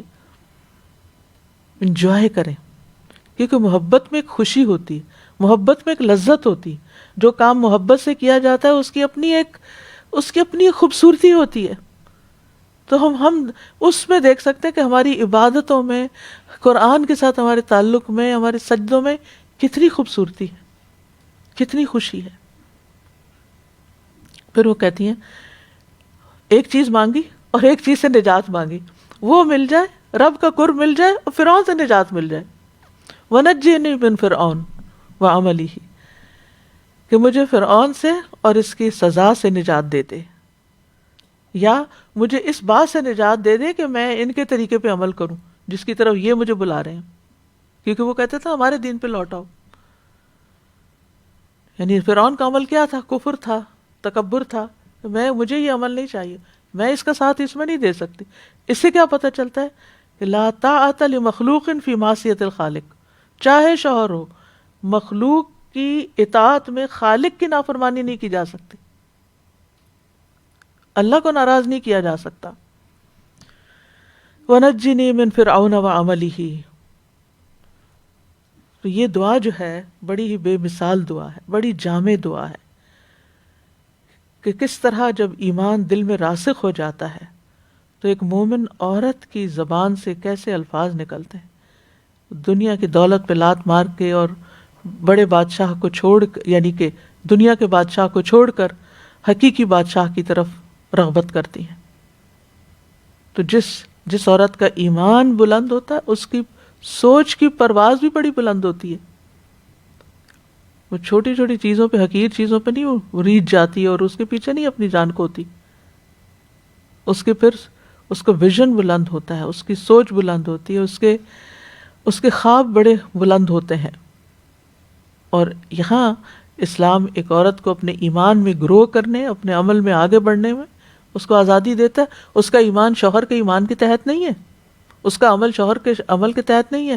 او میرا شوہر بہت نیک ہے، میرے بھی کام آ جائے گا، مجھے بھی چھڑا لے گا، یا یہ کہ میں کیا کروں، وہ تو کچھ کرتا نہیں، سارا کچھ مجھے ہی کرنا ہے، ایسے گھر کے ماحول میں کیسے عبادت کر سکتے. نو، آپ کی اپنی دنیا ہے، اور اصل دنیا دل کی دنیا ہوتی. دل میں ایمان سما جائے تو پھر ماحول کیسا بھی ہو آپ اس میں اپنے طریقے پہ چل سکتے ہیں یا کوشش کر سکتے ہیں. اور یہ بھی ساتھ کہ وَنَجِّنِي مِنَ الْقَوْمِ الظَّالِمِينَ، کیونکہ بعض اوقات ایسا ہوتا ہے کہ اصل ظالم تو چلا جاتا ہے لیکن اس کے جو اثرات ہوتے ہیں وہ انسان کو، وہ ماحول اپنے اندر پکڑ لیتا ہے. تو اس لیے مجھے اس قوم کے عمل سے بھی نجات چاہیے، ان ظالموں سے بھی نجات چاہیے. تو بہرحال آسیہ علیہ السلام جو ہے وہ صبر استقامت میں بے مثال ہیں. کس طرح ایمان پر، اطاعت پر مضبوطی کے ساتھ، ثابت قدمی کے ساتھ، سختیوں کے باوجود جمی رہیں. اور فرعون ان کے ایمان کے سامنے کمزور تھا، کچھ نقصان نہیں دے سکا، یعنی زیادہ سے زیادہ سزا ہی دے سکا نا، اس سے آگے کیا بگاڑ سکا ان کا. اور جہاں ان پہ اس کی طرف سے یہ مصیبت آئی، اس کے بدلے میں ان کو کیا مل گیا جو صرف دنیا کے خوش قسمت ترین انسانوں کو ہی ملا کرتا ہے. تو آسیہ علیہ السلام کی اس مثال کا مقصد کیا ہے؟ اس سے یہ پتہ چلتا ہے کہ مومن بوقت ضرورت ان کا میل جول، ان کا مکس اپ ہونا کفار کے ساتھ ہو سکتا ہے. گھر میں ایسے لوگ ہو سکتے ہیں کہ جن کا ایمان درست نہ ہو، لیکن اس کے باوجود وہ ایک نان مسلم سوسائٹی کے اندر رہتے ہوئے، ایک ایسے گھرانے میں ایسے لوگوں کے ساتھ رہتے ہوئے جن کا کوئی دین ایمان نہیں، وہ اپنے ایمان کو بچا سکتے ہیں. ان کو اپنے ایمان کو بچانا ہے. یعنی کسی کے پاس یہ عذر نہیں ہونا چاہیے کہ وہ میں کیا کروں، میری تو شادی ایسے شخص سے ہو گئی کہ جس کا کوئی دین ایمان ہی نہیں، اب میں کیسے دین پہ چلوں، میں اگر اس کا ساتھ نہ دوں، اس کے قدم کے ساتھ قدم ملا کے نہ چلوں تو پھر میری زندگی مشکل ہو جائے گی، وہ نکال دے گا، طلاق ہو جائے گی. نہیں، ایمان ہر صورت بچانا ہے، چاہے جان ہی کیوں نہ چلی جائے. یعنی سچے ایمان والے کا، مومن کا کافر کے ساتھ رہنا نقصان نہیں دیتا، وہ اس کو انفلوئنس کرتا ہے، اس کے لیے ایک مثال پیدا کرتا. یعنی آپ سوچئے، اس پیچھے چلے جائیے، اس دور میں چلے جائیے، پورا امیجن کیجئے کہ جب یہ واقعہ پیش آ رہا ہوگا، ایک عورت استقامت کا پہاڑ بنی ہوئی ہے، آس پاس دیکھنے والے سارے ان کے لیے کیا مثال قائم ہوئی ہوگی. یعنی سوچیں اگر آج کے دور میں ایسی کوئی خبر میڈیا پہ نشر ہوتی ہے تو لوگوں پہ کتنا بڑا امپیکٹ ہوگا، کتنے لوگ اس سے انسپائر ہوں گے. جن کے اندر چھوٹا موٹا ایمان چھپا ہوا ہے وہ اور زیادہ مضبوط ہو جائے گا. تو مومن جو ہے وہ اپنے ایمان کے ساتھ کہیں بھی سروائیو کر سکتا ہے، ایمان بچا سکتا ہے. یعنی عام طور پر لوگ بہت عذر بہانے کرتے ہیں، یا کہتے ہیں بہانے نہ بھی کریں، حقیقت میں بھی ان کو مشکل پیش آتی ہے. ہم کیا کریں، ہم اس ملک میں رہتے ہیں، ہمارا میل جول ایسا، ہمارا نیبرہڈ ایسا ہے، ہمارے کولیگس ایسے ہیں، بچے شکایت کرتے ہیں سارے اسکول میں I am the only Muslim. آپ ان کو بھی کانفیڈنس دے سکتے ہیں کہ تمہارے پاس سب سے بڑی دولت ہے، سارے لوگ ایک طرف، تم ایک طرف. تو جب ایمان کی دولت کے اوپر ایک یقین آتا ہے، ایک خوشی آتی ہے، اس سے کوئی فرق نہیں پڑتا آس پاس کون ہے، بلکہ انسان ان کی بھی خیر سوچتا ہے. اسی طرح ایمان کے بعد جو عمل صالح ہیں، نمازیں ہیں. اب کئی دفعہ ایسے ہوتا ہے، آپ ایسی گیدرنگ میں ہوتے ہیں جو نان مسلم کا، مسلمانوں کی، اور ایک بندہ نہیں اٹھتا نماز کے لیے، اور آپ کیوں شرمندہ ہو کے بیٹھے ہیں؟ آپ اٹھیں، سب کے سامنے پڑھیں نماز، تاکہ ان کو بھی ہوش آئے کہ ان کو بھی نماز کا وقت ہے. اسی طرح حجاب کا مسئلہ ہے.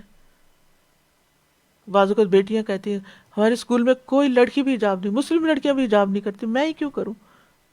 آپ بتائیں، آپ مومنہ ہیں، آپ کے اندر ایمان ہے، آپ کی ایک شان ہے اللہ کے نزدیک. آپ یہ نہ دیکھیں کہ 1000 لوگوں کی نظر آپ پہ پڑی، آپ یہ دیکھیں اللہ رب العزت آپ کو دیکھ رہا ہے. کون بڑا ہے؟ عقل یہی کہے گی اللہ بڑا ہے، تو پھر فکر کس بات کی ہے؟ اور پھر ہے وہ مریم ابنت عمران، اور مریم بنت عمران کی مثال. داؤد علیہ السلام کی نسل میں سے تھی، بنی اسرائیل کے پاک اور مطہر گھرانے میں سے تھی. اللہ تعالیٰ نے ان کی والدہ کا انہیں جنم دینے کا واقعہ سورۃ آل عمران میں بیان کیا ہے کہ ان کی والدہ نے ان کو آزاد کرنے کی نظر مانی تھی، یعنی وہ بیت المقدس کی خدمت کریں گی، کیونکہ لوگ اس طرح اللہ کے گھر کی خدمت کر کے اللہ کا تقرب حاصل کرتے تھے. تو وہ چاہتی تھی کہ ان کی اولاد یہ خدمت انجام دے. اور یہ بھی ایمان کی دلیل ہے نا، جب ایمان مضبوط ہوتا ہے تو ایسے کام بہت بڑے لگتے ہیں، اور جب ایمان کمزور ہوتا ہے تو یہ چیزیں بڑی حقیر لگتی ہیں. یہ بھی کوئی کام ہے؟ اس مسجد کے اندر جھاڑو دینے والی عورت کا جنازہ نبی صلی اللہ علیہ وسلم دوبارہ پڑھا قبر پہ جا کر. یہ کام چھوٹا نہیں تھا. اللہ کے گھر کی خدمت چھوٹا کام نہیں ہوا کرتا. جتنی بھی شاعر اللہ ہیں، جتنی بھی ایسی چیزیں جو دین سے متعلق ہیں، اس میں سے کسی بھی خدمت کا نصیب ہو جانا یہ بہت بڑی سعادت کی بات ہوتی ہے. تو انہوں نے کہا کہ میرے پیٹ کا بچہ اللہ کے گھر کا خادم ہوگا، میں اپنا ذاتی کوئی کام اس سے نہیں لوں گی، آزاد ہوگا، یعنی میری طرف سے آزاد، میری طرف سے فارغ. کتنے ماں باپ ہیں جو اپنے بچوں کو دین کے لیے فارغ کر دیں کہ تمہارے اوپر تمہاری ساری رسپانسبلٹی مجھ پہ، ہم تمہیں سپورٹ کریں گے، ہم تمہارے لیے سب کچھ کریں گے، تم بس دین کی خدمت کرو، ہم تم سے کچھ نہیں مانگتے، ہم تمہارے لیے اتنا چھوڑ دیں گے کہ تم زندگی عزت کے ساتھ بسر کر سکو گے، تم اپنی معاش کی طرف سے پریشان نہ ہونا، لیکن تمہیں ہم اللہ کے لیے وقف کرتے ہیں، اس لیے کہ انسانیت کو ضرورت ہے، دین کی خدمت کی ضرورت ہے۔ لیکن آج کتنی مائیں ہیں جن کے اندر یہ جذبہ ہو کہ واقعی پھر اس طرح کی تربیت بھی کریں، کیونکہ مریم علیہ السلام کی تو پھر ان کی والدہ نے بچپن میں ہی ان کو پھر وہاں بھیج دیا تھا ہیکل میں، اور وہ عبادت کرتی تھی وہاں۔ لیکن یہاں پر جو خاص خوبی ان کی بیان کی گئی ہے مریم علیہ السلام کی، التی احسنت فرجہا، جنہوں نے اپنی شرمگاہ کی حفاظت کی۔ فرج کہتے ہیں دو چیزوں کے درمیان کے شگاف کو، دیوار میں شگاف ہو یا دو ٹانگوں کے درمیان ہو، اس کے لیے لفظ بولا جاتا ہے، اردو میں اس کے لیے شرمگاہ کا لفظ آتا ہے۔ مراد اس سے ہے ہر قسم کی بے حیائی سے دور، یعنی انہوں نے اس کی حفاظت کی، اپنی عزت و عصمت کی حفاظت کی۔ یعنی احسنت کا لفظ جو ہے نا احسان سے ہے، ایک سین سے ہوتا ہے ایک صاد سے، کسی چیز کو اتنا محفوظ بنا دیا جائے کہ وہاں تک رسائی نہ ہو سکے، یہ ان کی پاک دامنی اور طہارت کی طرف کنایا ہے، یعنی وہ ہر قسم کی بے حیائی سے بہت دور تھی۔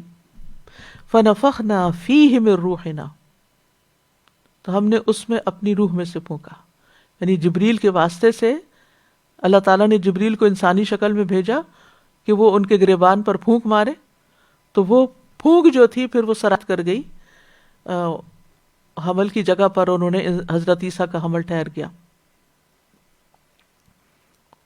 اور یہ دنیا کی ایک اور انوکھی مثال تھی۔ وصدقت، مزید ان کی خوبی کیا تھی؟ وصدقت بکلمات ربہا وکتبہ، انہوں نے اپنے رب کے کلمات، احکامات اور اس کی کتابیں جو آسمانی کتابیں تھیں ان کی تصدیق کی کہ یہ سچ ہے۔ یہاں بھی آپ دیکھیں ایمان ہے، تصدیق ہے، یعنی انجیل اور تورات اور زبور وغیرہ کی تصدیق مراد ہے۔ اور کلمات رب سے مراد کہتے ہیں جبریل علیہ السلام کا قول، جب انہوں نے آ کے ان سے بات کی تھی، انما انا رسول ربک لاہب لک غلاما زکیا، یا ان اللہ اصطفاک وطہرک واصطفاک علی نساء العالمین۔ تو یہ اللہ کے کلمات تھے نا کہ اللہ تعالیٰ تمہیں ایک رسپانسبلٹی دے رہا ہے، تو انہوں نے اس کو ایکسیپٹ کر لیا۔ یہ نہیں کہ وہ سارا حمل کا زمانہ رو دھو کے گزارا کہ میرے اوپر کیا مصیبت آ گئی، میں ہی کیوں، نہیں، صدقت، ٹھیک ہے رب کا یہ فیصلہ ہے۔ اور یہ بھی کہا جاتا ہے کہ مراد اس سے حضرت عیسیٰ علیہ السلام اور انجیل مراد ہے کہ ان عیسیٰ علیہ السلام کیا تھے؟ کلمت اللہ تھے، اور دوسری طرف انجیل اللہ کا کلام۔ وکانت من القانتین، اور وہ فرما برداروں میں سے تھی۔ قنوت کہتے ہیں اطاعت پر ہمیشگی کو، اور خشوع و خضوع کے ساتھ اسے لازم کر لینا۔ قناتا کا معنی ہوتا ہے دین میں اطاعت میں، یعنی قناتا کا لغوی معنی ہوتا ہے یعنی دین کے معاملات میں اطاعت اور بھلائی پر قائم رہنا، اور پھر اس میں دوام اختیار کرنا۔ تو یعنی تصدیق کرتے ہوئے وہ فرما بردار لوگوں میں سے تھی، یا عبادت کرتے ہوئے فرما بردار لوگوں میں سے تھی، نماز پڑھنے والوں میں سے تھی۔ اور یہ نہیں کہا کہ قانتات میں سے تھیں، قانتین میں سے تھی، یعنی مرد عورت سب اس میں شامل ہے کہ جو بھی اللہ کے فرما بردار ہیں ان لوگوں میں سے تھی۔ مریم علیہ السلام کو اللہ تعالیٰ کی عبادت اور نماز وغیرہ کا حکم تھا، یا مریم اقنتی لربک واسجدی وارکعی مع الراکعین، اے مریم اپنے رب کی فرما بردار بنو، سجدہ کرو، رکوع کرنے والوں کے ساتھ رکوع کرو۔ تو یہ جو قنوت تھا اس کا انہیں حکم دیا گیا تھا، جس کو انہوں نے اختیار کیا، اور اللہ تعالیٰ نے اس کی تصدیق کی کہ ہاں واقعی وہ قانتین میں سے تھیں، کہ خشوع و خضوع کے ساتھ اطاعت پر قائم تھی، پوری توجہ کے ساتھ۔ اللہ ہمیں بھی خشوع نصیب کرے۔ تو دونوں مثالوں سے کچھ سیکھنے کی باتیں ہمیں ملتی ہیں۔ پہلی مثال میں تو دو کافر عورتوں کی مثال ہے، دوسری میں دو ایمان والوں کی، دونوں ایک دوسرے کے مد مقابل ہیں۔ ان میں ایمان والوں میں اخلاص اور تقوی میں انتہا ہے، شدت ہے، اور دوسری طرف خیانت اور نفاق۔ آپ کو معلوم ہے نا نفاق اور تقوی ایک دوسرے کے پیرالل ہیں۔ ان عورتوں کے اندر نفاق کفر ہے، اور یہاں تقوی میں ایمان، تقوی کے ساتھ ہی ایمان کے ساتھ تقوی ہے۔ اور پھر آپ دیکھیں کہ عورتوں کی مثال بیان کرنے کی حکمت ہے، یعنی یہاں عورتوں کو بطور مثال بیان کیا گیا، کیونکہ عام طور پر عورت کی مثال، عورت کی بات، عورت کی کوئی سے نہیں ہوتی عمومی طور پر معاشرے کے اندر، یا اس کو کوئی وزن نہیں دیا جاتا، یا اس کو کوئی اہمیت نہیں دی جاتی، کمتر خیال کیا جاتا ہے. لیکن بات یہ ہے کہ اگر عورت کو بھی امپاور کرنا ہے، اس کو آگے بڑھنا ہے، تو اس کو ایمان میں ترقی کرنی چاہیے. اور جب وہ اللہ کی نگاہوں میں بڑی ہو جاتی ہے تو پھر لوگوں کے لیے خود بخود رول ماڈل بن جاتی ہے. پھر یہ کہ ایمان کا رشتہ سارے رشتوں سے بلند ہے. زوجیت کا رشتہ اپنی جگہ ایک خوبصورت رشتہ ہے، لیکن کام نہیں آتا اگر ایمان نہ ہو. رسول اللہ صلی اللہ علیہ وسلم نے ایک مرتبہ فرمایا، میرے دوست نہیں ہیں مگر میرے دوست تو اللہ اور صالح مومنین ہیں. یعنی اصل دوستی اور تعلق تو ایمان والوں کی ہے. پھر اسی طرح کسی کافر کو مومن کی دوستی یا قربت کام نہیں آئے گی، کوئی رشتہ داری کام نہیں آئے گی، جیسے پہلی مثال میں ہم دیکھتے ہیں. لیکن مومن کو کافر کا ساتھ نقصان نہیں دے گا. یعنی مومن اگر کافر کے ساتھ ہے تو مومن کا کوئی نقصان نہیں، لیکن کافر اگر مومن کا ساتھ ہے تو کافر کو کوئی فائدہ نہیں. پھر یہ بھی کہ حسب نسب قیامت کے دن کام نہیں آئیں گے، جیسے نوح علیہ السلام کے بیٹے کی مثال ہے، ابراہیم علیہ السلام کے والد کی مثال ہے، نبی صلی اللہ علیہ وسلم کے چچا کی مثال ہے. نبی صلی اللہ علیہ وسلم نے اپنے گھر والوں کو یہی تعلیم دی. جب یہ آیت اتری تھی وَأَنذِرْ عَشِيرَتَكَ الْأَقْرَبِينَ، تو آپ نے قریش کو بلایا اور ایک ایک کا نام لیا، رشتہ داری کا تعلق بتایا. اے کعب بن لؤی کی اولاد، اپنے آپ کو آگ سے بچاؤ. اے مرہ بن کعب کی اولاد، اپنے آپ کو آگ سے بچاؤ. اے عبد شمس کی اولاد، اے عبد مناف کی اولاد، اے ہاشم کی اولاد، اے عبد المطلب کی اولاد، سب کو یہ کہا اپنے آپ کو آگ سے بچاؤ. اے فاطمہ بنت محمد، یہ ساتھ فرمایا، رشتہ داری ظاہر کی، اپنے آپ کو آگ سے بچا لو. بے شک میں اللہ کی طرف سے تمہارے لیے کسی چیز کا اختیار نہیں رکھتا سوائے اس کے کہ تم لوگوں کے ساتھ ایک رشتہ ہے. اسی طرح اپنی پھپھی ہے صفیہ بنت عبد المطلب، اپنے آپ کو آگ سے بچاؤ. ایک اور روایت میں آتا ہے دنیا میں جو مجھ سے چاہتی ہو لے لو، لیکن آخرت میں کام نہیں آؤں گا. نبی صلی اللہ علیہ وسلم نے اپنے ساتھیوں کو یہ تعلیم دی کہ کوئی شخص قیامت کے دن بکری اپنی گردن پہ سوار کر کے نہ لائے جو خیانت کی اس نے نکالی ہو کہیں سے، اس حال میں کوئی ممیار رہی ہو اور وہ شخص مجھ سے کہے یا محمد میری سفارش کیجیے صلی اللہ علیہ وسلم، تو میں کہوں گا میں تیرے لیے کسی بات کا اختیار نہیں رکھتا، میں تو اللہ کا حکم پہنچا چکا ہوں. اور اسی طرح کچھ اور چیزوں کا بھی ذکر کیا. اسی طرح ایک حدیث میں آتا ہے جس کو اس کے عمل نے پیچھے کر دیا اس کا نسب اسے آگے نہیں بڑھا سکتا. پھر یہ کہ قیامت کے دن کوئی کسی کا بوجھ نہیں اٹھائے گا. لا تزر وازرۃ وزر اخری، والدین اور اولاد بھی ایک دوسرے کا بوجھ نہیں اٹھائیں گے. وہی میں نے جو کہا نا تنہائی اور جدائی ہو جائے گی، قریبی رشتوں میں بھی جدائیاں، اکیلے ہوں گے. اتنا بڑا میدان حشر، پوری دنیا کٹی ہے اور آپ لونلی ہیں، آپ اکیلے ہیں. ساتھ بس آپ کے عمل ہے، ایمان ہے، اس کو بڑھانے کی فکر کرنی چاہیے.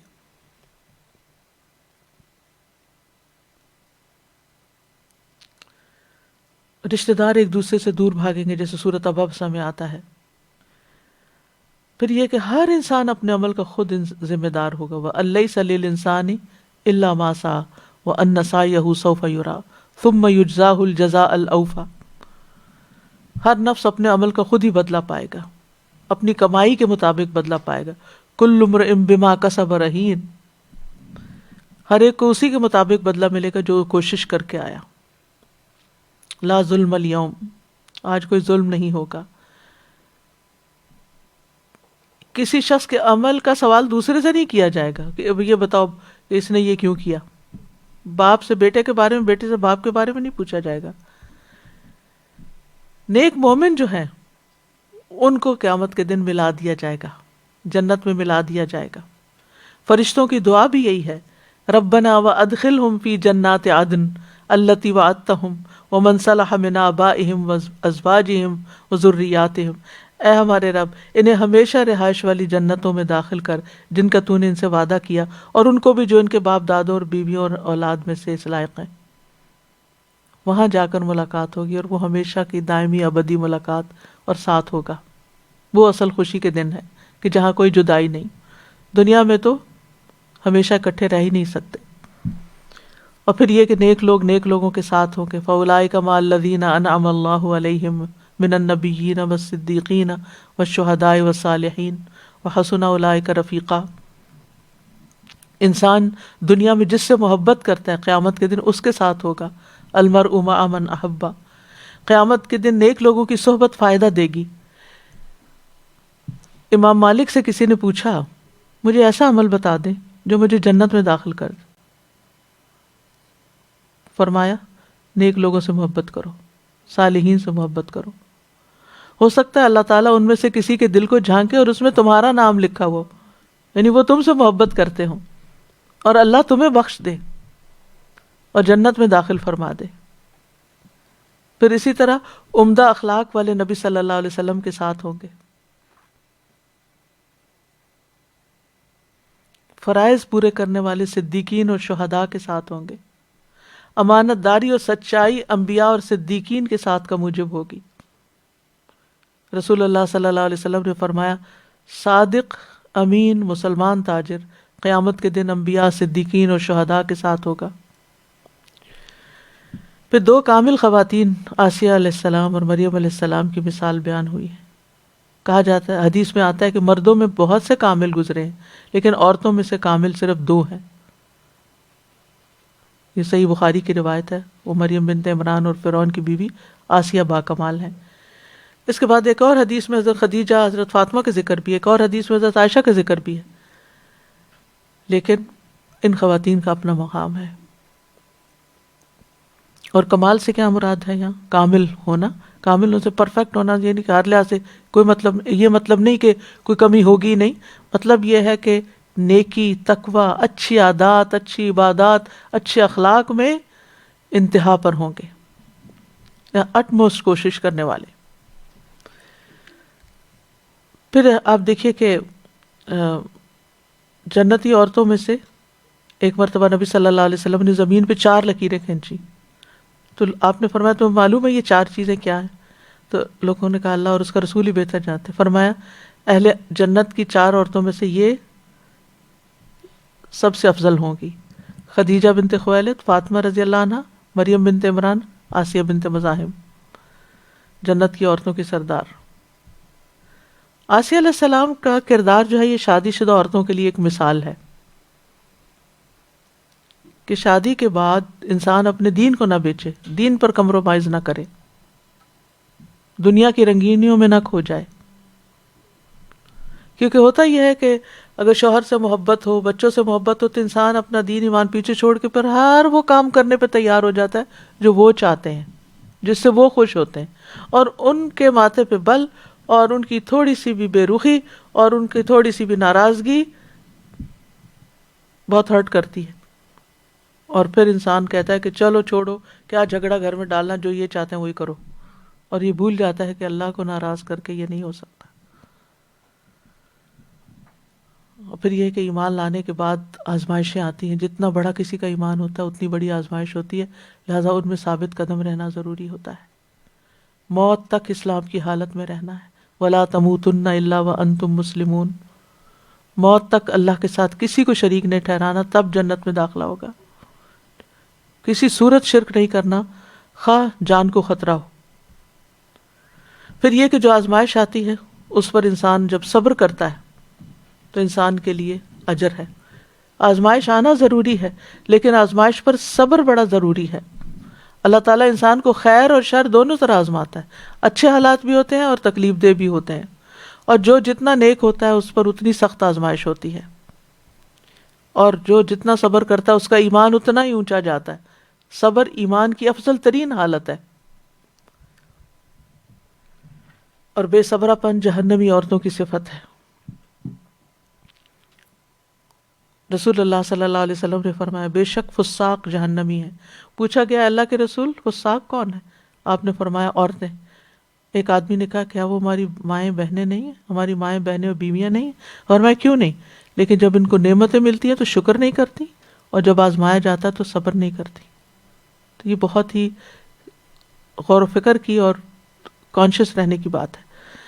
پھر مریم علیہ السلام کا کردار جو ہے یہ کماری لڑکیوں کے لیے ہے کہ جن کی شادی نہ ہو تو کس طرح وہ اپنے عزت و عصمت کی حفاظت کریں. وہاں ایمان کی حفاظت ہے، یہاں ایمان پروٹیکٹڈ ہے، لیکن ایک عورت کے لیے سب سے بڑی قیمتی چیز ایمان کے بعد اس کا حیا ہے، اس کی شرم و حیا ہے اور اس کی عزت ہے. تو وہ معزز خاتون تھی مریم علیہ السلام، اگرچہ ان پہ الزام لگا لیکن وہ پاک دامن تھی.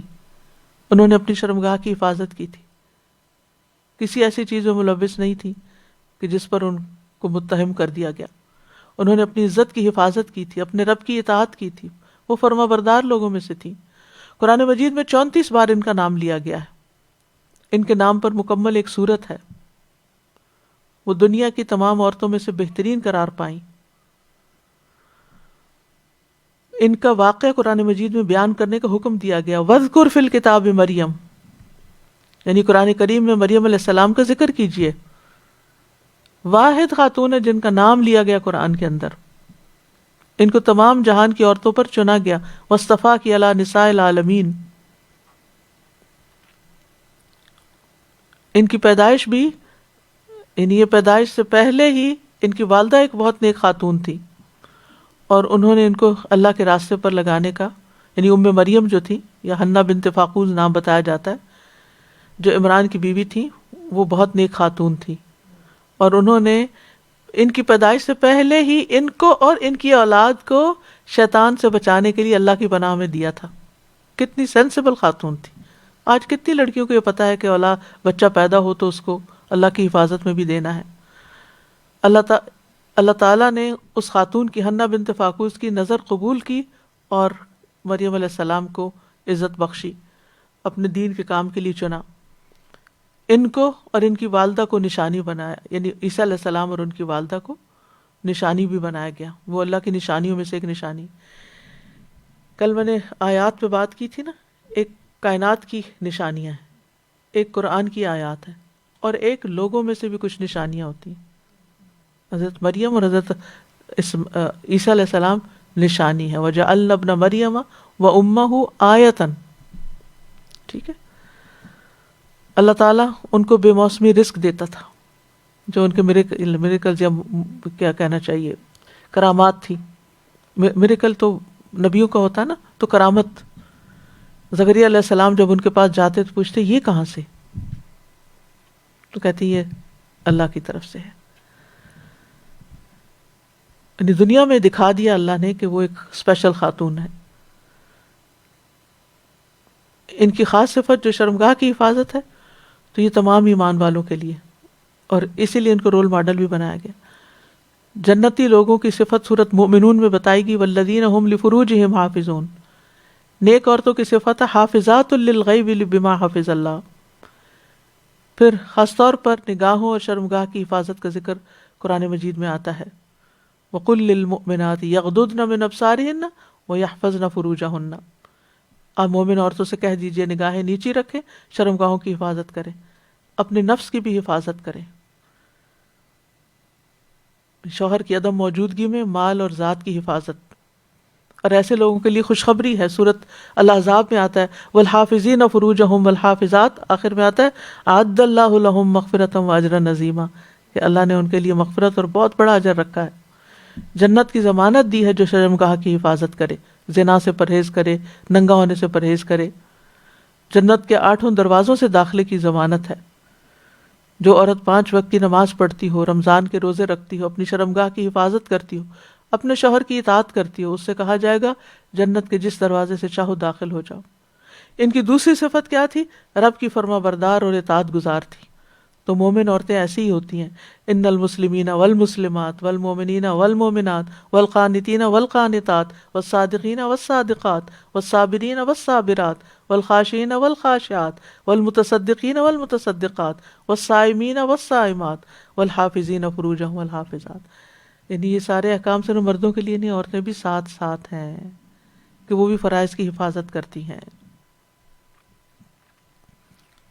ایمان کی حفاظت، عبادات کی حفاظت، ذکر اذکار کی پابندی.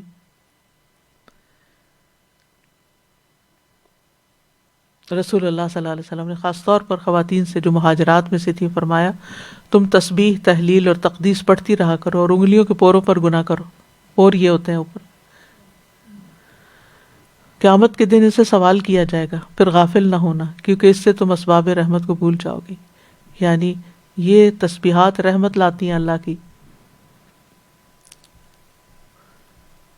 کرنے کے کام کیا ہیں کہ جن خواتین کو رول ماڈل بنا کے ہمارے سامنے رکھا گیا، ان کی اعمال، اخلاق، ان کی زندگی کا مطالعہ کریں، اس کو سمجھیں اور ان جیسے اخلاق کو اپنانے کی کوشش کریں. پھر یہ ہے کہ اپنے ایمان کی حفاظت کریں. قیامت کے دن کوئی کچھ کام نہیں آئے گا. دنیا میں نیک اعمال کی کوشش کریں، ایمان پہ ثابت قدمی کریں. دنیا کی خاطر ایمان نہ بیچیں، لوگوں کی خاطر اپنا دین قربان نہ کر دیں. مشکلات آنے پر صبر اور استقامت اختیار کریں. عزت و عصمت کی حفاظت کریں، رب کے فرما بردار بنیں. اللہ تعالیٰ سے دعا کریں کہ اللہ سبحانہ وتعالیٰ ہمارے اندر حقیقی ایمان پیدا کر دے. اللہم حبب الینا الایمان وزینہ فی قلوبنا وکرہ الینا الکفر والفسوق والعصیان وجعلنا من الراشدین. اللہم توفنا مسلمین واحینا مسلمین والحقنا بالصالحین غیر خزایا ولا مفتونین. اللہم زینا بزینۃ الایمان وجعلنا ہداۃ مہتدین.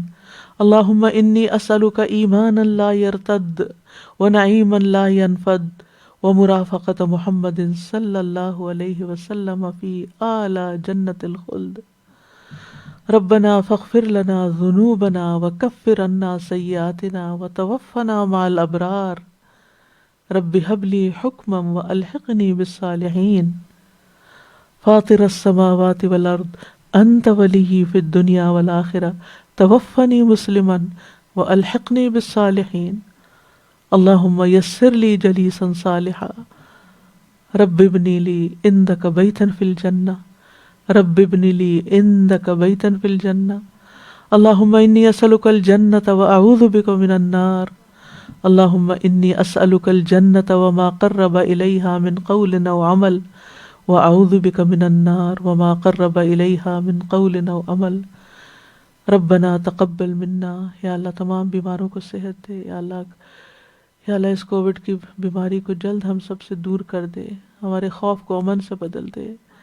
ہم پر اپنی رحمت نازل کر دے. یا اللہ سب جو مشکل میں گرفتار ہے، جس مشکل میں، اللہ ان کی مشکلیں آسان کر دے. اللہ ہم سب کو ایمان کی دولت نصیب فرما اور دنیا کے غم ہلکے کر دے.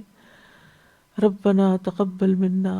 اللہ تمام بیماروں کو صحت دے. اللہ سب مشکل میں لوگوں کی مشکل آسان کر دے. جو ہسپتالوں میں پڑے ہوئے ہیں، یا اللہ ان کی مشکل آسان کر دے. ربنا تقبل منا انک انت السمیع العلیم وتب علینا انک انت التواب الرحیم. وصلی اللہ تعالی علی خیر خلقہ محمد وعلی آلہ واصحابہ واہل بیتہ اجمعین برحمتک یا ارحم الراحمین. الہی آمین. سبحانک اللہم وبحمدک اشہد ان لا الہ الا انت استغفرک واتوب الیک. اللهم صل على محمد وعلى آل محمد كما صليت على إبراهيم وعلى آل إبراهيم إنك حميد مجيد. اللهم بارك على محمد وعلى آل محمد كما باركت على إبراهيم وعلى